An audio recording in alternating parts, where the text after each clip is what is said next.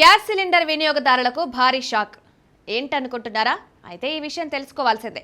ఉచిత gas cylinder scheme కింద కొత్తగా సిలిండర్ బుక్ చేసుకోవాలని ప్లాన్ చేసే వారికి ఇది జలక్ అని చెప్పుకోవచ్చు. అసలు ఇంతకీ విషయం ఏంటనుకుంటున్నారా? ఏపీలో చంద్రబాబు టీడీపీ ప్రభుత్వం ఎన్నికల్లో ఇచ్చిన హామీ మేరకు ఉచిత గ్యాస్ సిలిండర్ పథకాన్ని అమలు చేస్తోంది.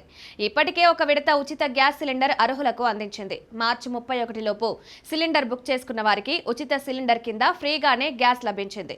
అంటే డబ్బులు ఇచ్చి సిలిండర్ బుక్ చేసుకున్న తర్వాత ఆ సిలిండర్ బుకింగ్ డబ్బులు తిరిగి లబ్ధిదారుల బ్యాంకు ఖాతాల్లో జమ అయ్యాయి. ఇంతవరకు అంతా బానే ఉంది.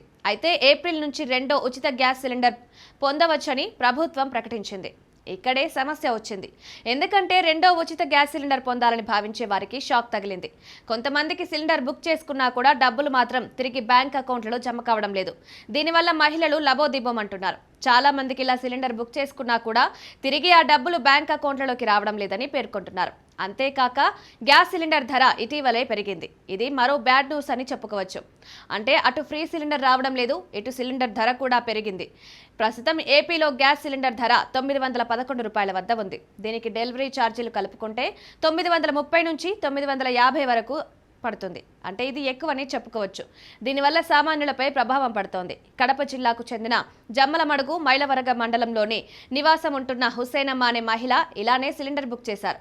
అయితే సిలిండర్ డబ్బులు మాత్రం తిరిగి వెనక్కి రాలేదు. కేవలం 47 రూపాయలు మాత్రమే వెనక్కొచ్చాయి.